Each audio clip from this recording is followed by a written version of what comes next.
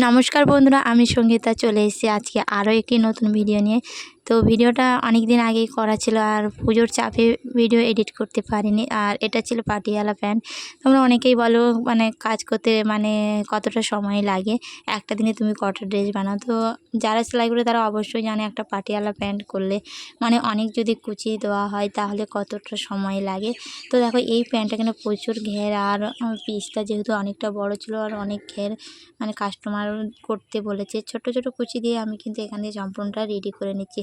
তো এটা কিন্তু আমি সকালবেলা করেছিলাম, আর তারপরে তো সন্ধে হয়ে গেছিলো। তো সন্ধে হওয়ার পরে দেখো প্যান্টটা তো কমপ্লিট হয়ে গেছিলো। তারপরে এদিকে হাতায় যে একটা বউ হবে, তো তার জন্য এই ফুলগুলো আমি কাটিং করে নিচ্ছি। এটা কিন্তু হাতাতে ডিজাইন হবে। তো চলো, তো বন্ধুরা সবাইকে গুড নাইট। আর চলো দেখা হচ্ছে তারপরের দিন সকালে। Hello everyone, good morning. কেমন আছে সবাই? তো আশা করি সবাই খুব ভালো আছে। আর এখন বাজে 7টা। তো আমার তো সকালে রান্না বান্না কমপ্লিট হয়ে গেছে। তো আমি এখন কালকে ব্লাউজটা কমপ্লিট করেছি। তো এটাকে হেম হোক বাকি আছে, হেম করবো। আর একটা চুড়িদার করেছিলাম।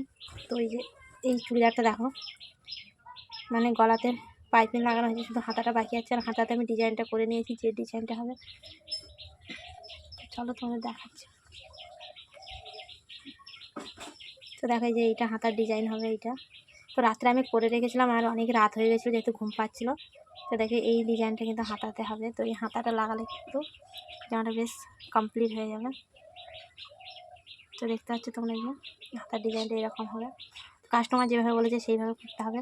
তো চলো তোমরা ভিডিওটা দেখতে থাকো। তো চলো বন্ধুরা, আমি এখন রেডি হয়ে গেছি, আর আমি এখন যাব দোকানে। তো দেখো আমার ব্যাগ গুছিয়ে নিয়েছি। তো এটা নিয়ে এখন যাব দোকানে। তো চলো দেখাচ্ছে দোকানে কি করি। দেখো বন্ধুরা, ফাইনাল আমি চলে আসলাম দোকানে। আর দোকানে এসে যে আমার কাজগুলো আমি রেডি করে রেখেছিলাম, যেসব শাড়িগুলো ফলস পিকো করতে দেওয়া ছিল, তো সেগুলো হয়ে গেছে। তো সেইগুলো আমি যার যেটা ব্যাগের মধ্যে সব সাজিয়ে রেখে দেবো। সন্ধ্যেবেলা সব কাস্টমাররা এসে নিয়ে যাবে। আর দিনের বেলা যেহেতু সবাই কাজে ব্যস্ত থাকে, তো সেই কারণে সবাই রাতের বেলায় মাল নিতে আসে। তো সেই কারণে আমি সবটা রেডি করে রেখে দেবো। আর এগুলো হয়ে গেলে আমি কাজে বসে পড়বো। আর বাড়িতে আমার সবটা বয়ে নিয়ে যেতে হয়, কেন কাচি আয়রন, কারণ বাড়িতে যেহেতু রাত জেগে কাজ করতে হচ্ছে।